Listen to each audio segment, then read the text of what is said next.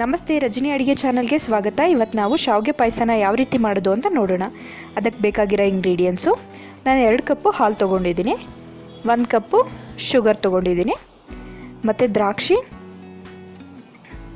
ಬಾದಾಮಿ ತೊಗೊಂಡಿದ್ದೀನಿ, 1 ಕಪ್ಪು ಶಾವಿಗೆ ತೊಗೊಂಡಿದ್ದೀನಿ. ಈಗ ಸ್ಟವ್ ಹಚ್ಚಿ ಒಂದು ಪ್ಯಾನ್ ಇಡ್ತಾಯಿದ್ದೀನಿ. 1-2 ಸ್ಪೂನಷ್ಟು ಎಣ್ಣೆ ಹಾಕಿ, ಅಥವಾ ನೀವು ತುಪ್ಪನಾದರೂ ಯೂಸ್ ಮಾಡ್ಬೋದು. ತುಪ್ಪ ಯೂಸ್ ಮಾಡೋದ್ರಿಂದ ತುಂಬಾ ಚೆನ್ನಾಗಿರುತ್ತೆ ಟೇಸ್ಟು. ಪ್ಯಾನ್ ಸ್ವಲ್ಪ ಬಿಸಿ ಆದಮೇಲೆ ಸ್ವಲ್ಪ ಎಣ್ಣೆ ಅಥವಾ ತುಪ್ಪನ ಹಾಕಿ 1-2 ಸ್ಪೂನಷ್ಟು ಹಾಕ್ಕೊಳ್ಳಿ. ತುಂಬಾ ಜಾಸ್ತಿ ಆದರೆ ಚೆನ್ನಾಗಿರಲ್ಲ. ಶಾವಿಗೆನ ಹುರ್ಕೊಳ್ಳಿ. ನಿಮಗೆ ಹುರಿದಿರೋ ಶಾವಿಗೆನೂ ಸಹ ಸಿಗುತ್ತೆ, ಅದಂತಂದರೆ ಹುರಿಯೋ ಅವಶ್ಯಕತೆ ಇರಲ್ಲ. ಶಾವಿಗೆನ ಮೀಡಿಯಮ್ ಫ್ಲೇಮಲ್ಲಿ ಹುರ್ಕೊಳ್ಳಿ. ತುಂಬ ಸೀದೋದ್ರೆ ಚೆನ್ನಾಗಿರಲ್ಲ, ಕೈ ಆಗ್ತಾ ಇರುತ್ತೆ. ಸೊ ಸೀದಾಗೆ ಸ್ವಲ್ಪ ಮೀಡಿಯಮಾಗಿ ಹುರ್ಕೊಳ್ಳಿ. ಹುರಿ ಜಾಸ್ತಿ ಕೊಟ್ಟು ಹುರ್ಕೋಬೇಡಿ, ಮಧ್ಯ ಉರಿಲಿ ಹುರ್ಕೊಳ್ಳಿ.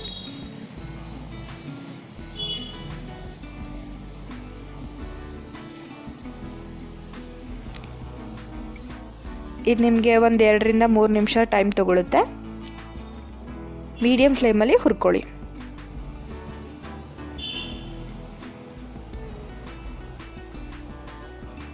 ಈ ಶಾವಿಗೆ ಪಾಯಸನ ಈಸಿಯಾಗಿ ಯಾರಾದರೂ ಗೆಸ್ಟ್ ಬಂದಾಗ ಮಾಡ್ಕೊಡೋದಕ್ಕೆ ತುಂಬ ಈಸಿಯಾಗಿರುತ್ತೆ, ಅಥವಾ ನಿಮ್ಮ ಮಕ್ಕಳಿಗೆ ಈವ್ನಿಂಗ್ ಟೈಮು ಮಾಡ್ಕೊಡೋದಕ್ಕೂ ಚೆನ್ನಾಗಿರುತ್ತೆ.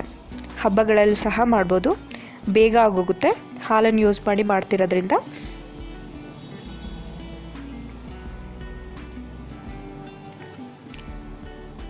ಆಲ್ಮೋಸ್ಟ್ ಹುರಿದಾಗಿದೆ. ಇದನ್ನೊಂದು ಪ್ಲೇಟಿಗೆ ತೆಗೆದಿಟ್ಕೋತೀನಿ. ನಾನು ಇದೇ ಪ್ಯಾನಲ್ಲೇ ಮಾಡ್ತಿದ್ದೀನಿ. ಇದನ್ನೆಲ್ಲ ಒಂದು ಪ್ಲೇಟಿಗೆ ತೆಗೆದಿಟ್ಕೊಳ್ಳಿ.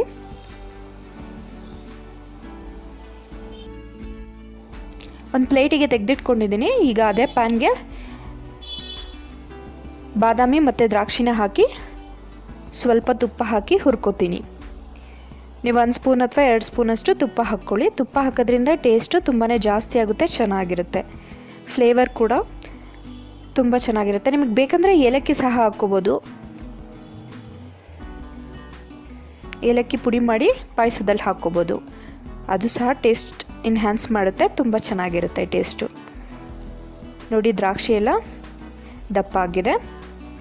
ಇದನ್ನೊಂದು ಪ್ಲೇಟಿಗೆ ತೆಗೆದು ಸೈಡಲ್ಲಿ ಇಟ್ಕೊಳ್ಳಿ.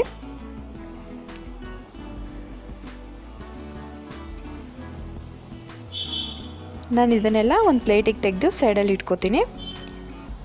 ಅದೇ ಬಾಣಲಿಲಿ ಹಾಲು ಹಾಕಿದ್ದೀನಿ 1 ಕಪ್ಪು. ಇನ್ನೊಂದು ಕಪ್ಪನ್ನ ಆ್ಯಡ್ ಮಾಡ್ತಿದ್ದೀನಿ. 2 ಕಪ್ ಹಾಲು ಹಾಕಿ 1 ಕಪ್ ನೀರು ಹಾಕ್ತಿದ್ದೀನಿ. ಸ್ವಲ್ಪ ತೆಳ್ಳಗೆ ಬೇಕು ಅಂದರೆ ನೀವು ಒಂದು 3 ಕಪ್ಪಷ್ಟು ಹಾಲು ಹಾಕಿ 1 ಕಪ್ ನೀರು ಹಾಕಿ, ಅಥವಾ 2 ಕಪ್ ಹಾಲು ಹಾಕಿ 2 ಕಪ್ ನೀರು ಹಾಕಿ, ಯಾವ ರೀತಿ ಬೇಕಾದರೂ ಮಾಡ್ಕೋಬೋದು.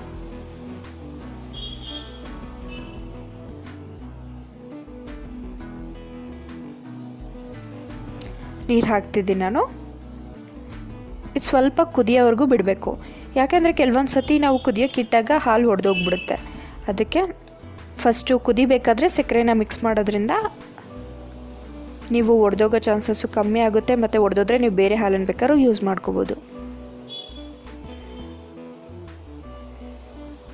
ಒಂದು ಕುದಿ ಬರಬೇಕು, ಅಲ್ಲಿವರೆಗೂ ವೆಯ್ಟ್ ಮಾಡಿ, ಆಮೇಲೆ ಸಕ್ಕರೆ ಹಾಕಿ ಕಲಿಸ್ಕೊಳ್ಳಿ. ನೋಡಿ, ಕುದೀತಾ ಇದೆ. ಈಗ ಸಕ್ಕರೆ ಹಾಕಿ ನಾನು 1 ಕಪ್ ಯೂಸ್ ಮಾಡಿದ್ದೀನಿ. ನಿಮ್ಗೆ ಶುಗರ್ ಜಾಸ್ತಿ ಬೇಕು, ಸಕ್ಕರೆ ಸ್ವೀಟ್ನೆಸ್ ಜಾಸ್ತಿ ಬೇಕು ಅಂದರೆ ನೀವು 2 ಕಪ್ ಬೇಕಾದರೂ ಹಾಕೋಬೋದು. ಎಲ್ಲದನ್ನು ಕಲಿಸ್ಕೊಳ್ಳಿ.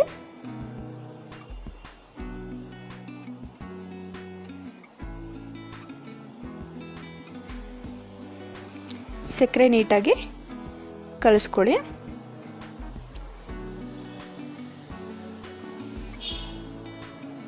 ಆಲ್ಮೋಸ್ಟ್ ಕಲಸಿ ಆಗಿದೆ.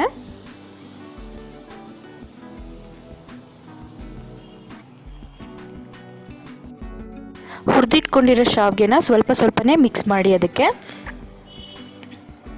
ನೋಡಿ, ಎಲ್ಲ ಚೆನ್ನಾಗಿ ತಿರುಗಿಸ್ಕೊಳ್ಳಿ ಫಸ್ಟು. ನೋಡಿ, ಎಲ್ಲ ಮಿಕ್ಸ್ ಆಗ್ತಾ ಇದೆ. ಪ್ಲೇಟಲ್ಲಿ ಇಲ್ದಾಗೆ ಎಲ್ಲದನ್ನು ನೀಟಾಗಿ ಹಾಕಿ ಮಿಕ್ಸ್ ಮಾಡ್ಕೊಳ್ಳಿ.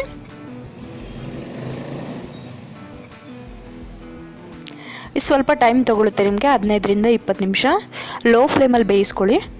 ಉರಿ ಜಾಸ್ತಿ ಆದರೆ ಹಿಂಗೋಗಿಬಿಡುತ್ತೆ ಎಲ್ಲ ಹಾಲು ಮತ್ತು ನೀರೆಲ್ಲ ಹಿಂಗೋಗಿ ತುಂಬಾ ಗಟ್ಟಿಯಾಗಿಬಿಡುತ್ತೆ. ನಿಮಗೆ ಸ್ವಲ್ಪ ತೆಳುವಾಗಬೇಕು ಅಂದರೆ ಸ್ವಲ್ಪ ಜಾಸ್ತಿ ಹಾಲನ್ನು ಹಾಕ್ಕೊಳ್ಳಿ. ಸಕ್ಕರೆನೂ ಸಹ ಕ್ವಾಂಟಿಟಿ ಜಾಸ್ತಿ ಮಾಡ್ಕೊಳ್ಳಿ.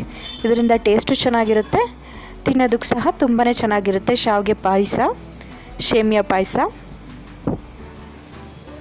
ಯಾರಾದರೂ ಮನೆಗೆ ಗೆಸ್ಟ್ ಬಂದರೆ ಈಸಿಯಾಗಿ ಸಿಂಪಲಾಗಿ ಬೇಗ ಮಾಡಿಕೊಡ್ಬೋದು. ಇದನ್ನು ತುಂಬ ಟೇಸ್ಟಿಯಾಗಿರುತ್ತೆ, ಮಕ್ಕಳಿಗೆ ಸಹ ತುಂಬಾ ಇಷ್ಟ ಆಗುತ್ತೆ. ನೋಡಿ ಎಲ್ಲ ಕುದೀತಾ ಇದೆ, ಬಬಲ್ಸ್ ಬರ್ತಾಯಿದೆ. ಲೋ ಫ್ಲೇಮಲ್ಲಿ ಒಂದು ಪ್ಲೇಟ್ನಾದರೂ ಮುಚ್ಚಿಬಿಟ್ಟು ಇಟ್ಟರೆ ಬೇಗ ಬೇಯುತ್ತೆ. ನಾನು ಸ್ವಲ್ಪ ಗಟ್ಟಿಯಾಗಿ ಮಾಡಿದ್ದೀನಿ, ನೀವು ಸ್ವಲ್ಪ ತೆಳ್ಳೋಗಬೇಕಾದ್ರೂ ಮಾಡ್ಕೊಳ್ಳಿ.